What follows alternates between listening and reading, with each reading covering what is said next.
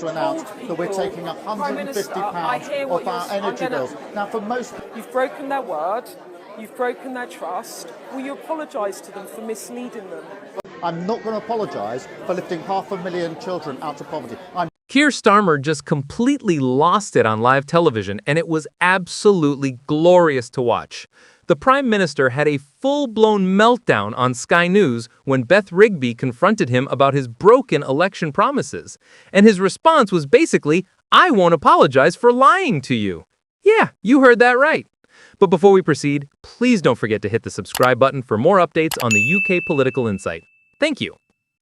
When challenged about telling voters one thing before the election and doing the complete opposite after winning, Starmer erupted in a furious on-camera row that's already going viral. Grab your popcorn, because this is political theater at its absolute finest and most uncomfortable. Let's rewind to what actually happened here, because the context makes this even more spectacular. During last year's election campaign, Starmer repeatedly told voters he wouldn't raise taxes. Not in a vague, maybe we'll see kind of way. He said it clearly and confidently. "People are taxed too high already," he claimed. "We won't raise your taxes." Classic election promise stuff. The kind of thing you'd expect a politician to actually honor once they're in power. How naive we all were. Fast forward to yesterday's budget, and Rachel Reeves whacked up taxes by £26 billion. 26 billion! That's not a rounding error. That's not a minor adjustment. That's a massive tax grab that directly contradicts everything Starmer said during the campaign. And a big chunk of that money, £4.6 billion to be exact, is going to abolish the two-child benefit cap, which means people with 3 children or more can now receive unlimited child benefit.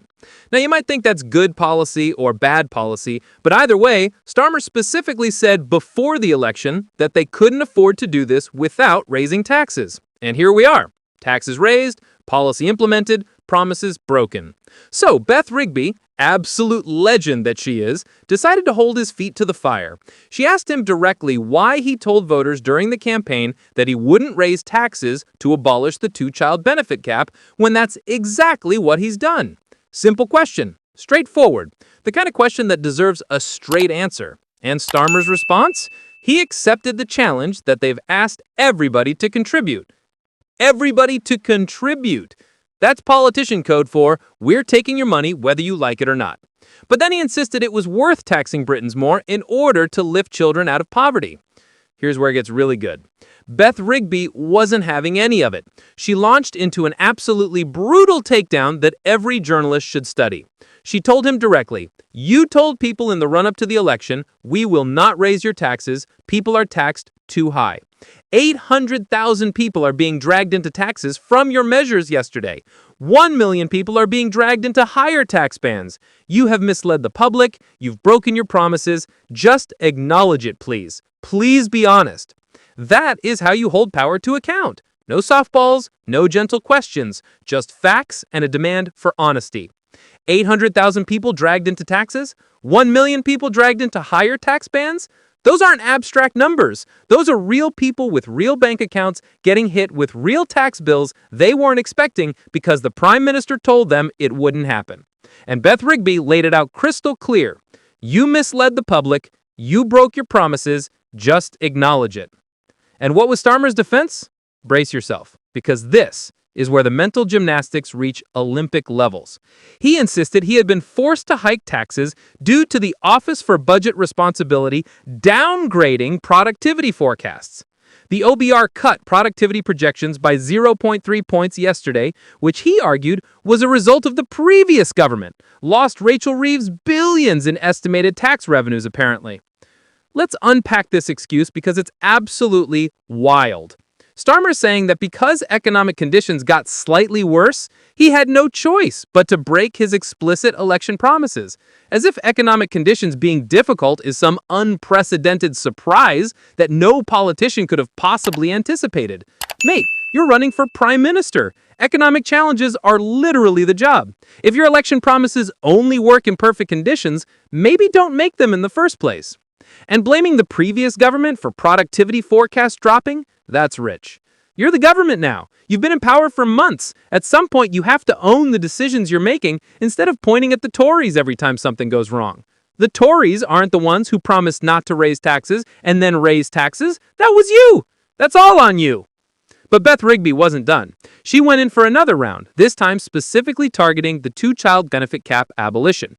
She pointed out that Starmer told voters during the election they wouldn't be able to pay for lifting the child benefit cap. She even quoted him directly. "It's a difficult thing. I want to put it in my manifesto. We can't. I'm being honest with the public. We can't afford it because I don't want to put people's taxes up." Those were his exact words. His own words coming back to haunt him on live television. And then she delivered the knockout blow. You've done exactly the opposite. You've lost the confidence of voters. That's not opinion. That's observable fact. Labor's approval ratings have absolutely tanked. People feel betrayed. They voted based on promises that were immediately broken. And when confronted with this, what does Starmer do? Does he apologize? Does he show any remorse for misleading the public? Does he acknowledge that maybe, just maybe, he should have been more honest during the campaign? Nope. He erupts. He gets defensive. He insists he won't apologize because apparently being held accountable for your own words is now considered unfair treatment.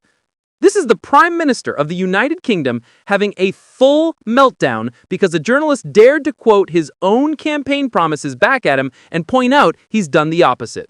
The sheer audacity of promising not to raise taxes specifically because you can't afford a policy, then winning the election, raising taxes by billions, and implementing that exact policy is genuinely breathtaking. It's not even sophisticated lying. It's not even clever political maneuvering. It's just straight up saying one thing to get elected and doing the opposite immediately after. The kind of behavior that makes people lose faith in democracy entirely. What makes this even more infuriating is Starmer's framing. He keeps positioning himself as the honest politician, the straight-talking guy who tells it like it is, Mr. Integrity. And yet, when confronted with direct evidence of broken promises, he won't even acknowledge it. He hides behind excuses about productivity forecasts and the previous government, instead of just being honest about the fact that he said whatever he needed to say to get elected. 800,000 people being dragged into taxes. Think about that for a second. That's 800,000 individuals and families who weren't paying certain taxes before, who now are. People who budgeted based on the assumption that Starmer meant what he said. People who believed him when he promised not to raise their taxes. And now they're facing bills they didn't anticipate because the Prime Minister broke his word. 1 million people dragged into higher tax bands is even worse. These are people who were already paying taxes, but now face higher rates because of fiscal drag and the government's decisions. That's 1 million households with less disposable income. Less money for savings, for treats, for emergencies, all because Starmer decided his election promises were more like friendly suggestions that didn't really count once he got into office. The Office for Budget Responsibility excuse is particularly weak when you examine it properly. Productivity forecasts change all the time. That's why they're called forecasts. Any competent government factors uncertainty into their planning. You don't make absolute promises about not raising taxes unless you're confident you can keep them regardless of economic fluctuations. Starmer either didn't understand this when making his promises, which means he's incompetent, or he understood perfectly well and made promises he knew might not be keepable, which is integrity. Pick your poison. Blaming a 0.3-point drop in productivity forecast for a £26 billion tax rise is absurd mathematics anyway. Even if the OBR downgrade cost billions in estimated revenues, that doesn't automatically necessitate a £26 billion tax increase. There are spending decisions, there are priorities, there are choices. Starmer made choices. He chose to raise taxes despite promising not to. He chose to fund the two-child benefit cap abolition despite saying it was affordable. Those were active decisions, not inevitable consequences of economic forecasts. Beth Rigby's line about losing the confidence of voters cuts deep because it's so obviously true. You can see it in the polling. You can see it in the social media reactions. You can see it in the way people talk about this government. There's a sense of betrayal, a feeling that they were sold something during the election and received something completely different. That's not just bad politics. That's a crisis of democratic legitimacy. When politicians break promises, they don't just damage their own reputation, they damage trust in the entire system. Why should anyone believe campaign promises from any party if the biggest recent example is Starmer saying he won't raise taxes and then raising taxes? It creates cynicism. It makes people disengage. It feeds the narrative that all politicians are the same and elections don't really matter because they'll all do what they want anyway. Starmer's fury during this interview reveals something important about his character. He doesn't like being challenged. He doesn't handle accountability well. When confronted with his own words and asked to explain the discrepancy between promises and actions, he gets angry instead of contrite. That's not leadership. That's ego. A real leader would acknowledge the broken promise, explain the circumstances that led to changing course, and perhaps even apologize for the disappointment.